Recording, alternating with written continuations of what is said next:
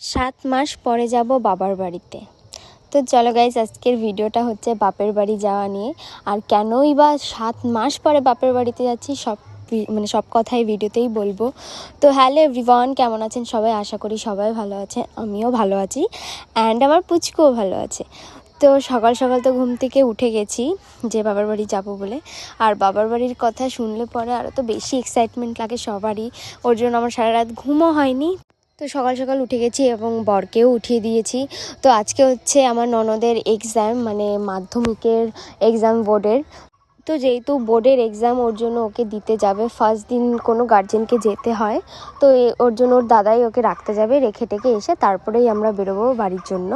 তো এখানে বুনু সবাইকে নমস্কার করে নিচ্ছিল, যেহেতু প্রথমবার ও কোনো বোর্ডের এক্সাম দিচ্ছে, মাধ্যমিকের প্রথম দিন ছিল। তো বাড়ির সবাইকে প্রণাম করে নিচ্ছিল এবং সবাই ওকে টাকাও দিচ্ছিল। প্রণাম করলে প্রণামিত দিতেই হয়, তাই সবাই প্রণাম করছিল, আশীর্বাদ করছিল যাতে সুন্দর খুব ভালোভাবে পরীক্ষাটাও দিতে পারে। তারপরেই ওকে রাখতে, যেহেতু বললাম সেবা মানে আমার বর যাবে, তো ও বাইক নিয়ে দাঁড়িয়েছিল। তারপর ও সবাইকে প্রণাম করলো। এখানেও দাদাকে বলছিল দে টাকা দে, প্রণাম করছি, প্রণামী দে। তো এখানে 5 টাকা দিয়েছিল আর বলছে যে ফোনপেতে তোকে দেবো, চল। তো তারপরেই ওকেও রাখতে যাচ্ছে বাইকে করেই, যেহেতু বেশি দূরে না, ওর জন্য বাইক নিয়ে যাচ্ছিল। আর আমার শাশুড়ি মাই নিয়ে আসবে, কারণ নিয়ে আসা তো সম্ভব না, কারণ যেহেতু আমি আমার বাপের বাড়িতে যাব ওর জন্য। তো চলো এখন আমি রেডি হব। মানে আমার এতটা মজা লাগছিল যে 7 মাস পরে, মানে গাই 7 মাস পরে, এটা ভুল কথা, মানে আমার বর যাবে 7 মাস পরে তার শ্বশুর বাড়িতে, আমি আমার বাবার বাড়িতে তো কয়দিন আগে, 1 মাস আগেই ঘুরে আসছি, 1 মাসের একটু বেশি হয়েছে। তো ওর সাথে যাচ্ছি 7 মাস পরে, 7 মাসের বেশিই হয়েছে। তো এই যে আমি খুব তাড়াতাড়ি রেডি হয়ে গেছি, যেহেতু বাপের বাড়ি যাব, একটু লেট করা যাবে না। তো আমি এই জামাটাই পরে নিয়েছি, যেটা বাইরে ছিল, আবার নতুন একটা ভাঙবো, ওর জন্য এটাই পরে নিয়েছি। তো তারপরে ভালো করে একদম মুখে ক্রিম মেখে নিয়েছি। আর আমার বাড়ি যেতে লাগে 2 ঘন্টা, মানে এখান থেকে বাসেও যাওয়া যায় আবার ট্রেনেও যাওয়া যায়। বাট এই সময় বাসে যাওয়াটা আশা করি সেফ হবে না, কারণ প্রচুর পরিমাণে ঝাঁকি হয় আর আমার প্রচুর পরিমাণে শরীর খারাপও হয়ে যায়। ওই জন্য ওকে বললাম তাহলে চলো যতক্ষণ টাইম লাগুক না কেন ট্রেনেই যাব, যাতে সেরকম কোনো প্রবলেম না হয়। আর আমরা ট্রেনেই যাওয়ারই ডিসিশন নিয়েছিলাম। তারপরে আমি এই যে সুন্দর করে রেডি হয়ে নিচ্ছি, চুল টুল আছড়ে নিচ্ছি।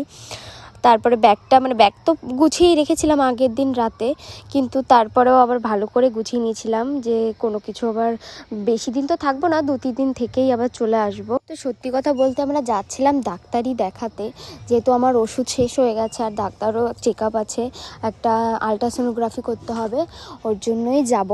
তো তার জন্য বেশি দিন লাগবে না, 2-3 দিন থেকেই চলে আসবো। আর ওই যেহেতু অনেক দিন পরে যাচ্ছে, ওই হিসাবেই যাওয়া হচ্ছে।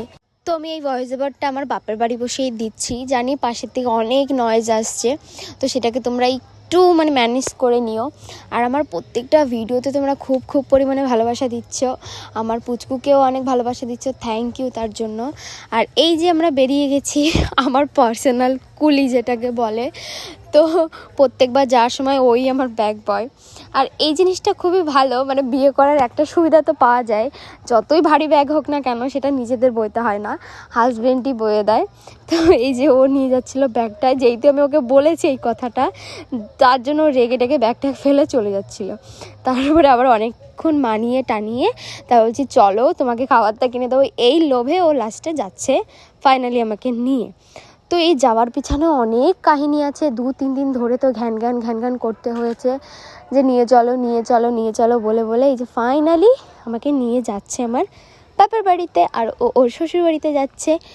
সত্যি ছেলেদের কি লীলা না, আমরা সারাটা বছর সারা জীবন শ্বশুর বাড়িতে কাটিয়ে দিই, কিন্তু ওরা শ্বশুর বাড়িতে যেতে চায় না, নিজেদের শ্বশুর বাড়িতে, আর আমরা তো সারা জীবনই কাটাই। তো তারপরে এই যে আমরা চলে এসেছি ট্রেনের জন্য অপেক্ষা করে অনেকটা বোর হয়ে গেছি। তারপরে খাবারটা কিনে নিয়েছিলাম, তো ফাইনালি আমাদের ট্রেনেও চলে আসে। তো ও প্রত্যেকটা সময় এই ট্রেনে যদি জার্নি করে না, ও বসে যেতে চায় না, ওরকম দরজার সামনে দাঁড়িয়ে যাবে। আর এইখানটা আমরা একটা বিষয় নিয়ে হাসছিলাম, আমাদের বাড়ি একদম এই ট্রেনের থেকেই দেখা যায়, বাড়ি বলতে আমাদের বাড়ি যাওয়ার রাস্তাটা দেখা যায়, তো সেটাই ওকে দেখাচ্ছিলাম। তো তারপরে ট্রেনের থেকে নেমে গেছি, নেমে বাড়ির জন্য মিষ্টি, ফল, তারপরে সিঙ্গারা এইসব নিয়েছিলাম। তারপর ওখানে দাঁড়িয়ে আমি একটু আখের রস খেয়ে নিয়েছিলাম, যেহেতু ট্রেনে অনেক আজে বাজে জিনিস খাওয়া হয়েছিল, তার জন্যই আখের রসটা খেয়ে নিয়েছিলাম। তারপরে এই যে আমরা চলে এসেছি প্রায় বাড়ির কাছাকাছি। তো বাবা লাইন পারে কাজ করছিল, গাড়ি নিয়েছিল, তাই বাবা বলছে গাড়িটা নিয়েই তোরা চলে যা, যেহেতু আমাদের হেঁটে যেতে অনেকটা কষ্ট হয়ে যাবে, তার জন্য গাড়ি নিয়েই চলে এসেছি। এই যে ফাইনালি আমরা বাড়ি চলে এসেছি। তো যা যা নিয়ে এসেছিলাম মাই ভিডিও করছে, আমার মার পেজে তোমরা দেখতেই পাবে। তো এই যে আমি চলে এসেছি, আসার যে কি খুশিটা সেটা তোমাদের কোনো ভাষায় প্রকাশ করতে পারবো না। তারপরে যা রান্না হয়েছিল সেগুলো খেয়েছি, যেহেতু বাড়ির থেকে আমি খেয়ে আসিনি, ও খেয়ে এসেছিলো, তাই খুব তাড়াতাড়ি খেয়ে নিয়েছি, কারণ প্রচুর পরিমাণে খিদে পেয়েছে। তো খাওয়া দাওয়ার পরে এই যে বসে রয়েছি ঘরের মধ্যে একা একা, কী করব, পুচকুর সাথে কথা বলছিলাম। তো আজকের ভিডিওটা এইটুকুই, দেখা হচ্ছে নেক্সট কোনো ভিডিওতে। ভিডিও যদি ভালো লেগে থাকে like, comment, share and follow.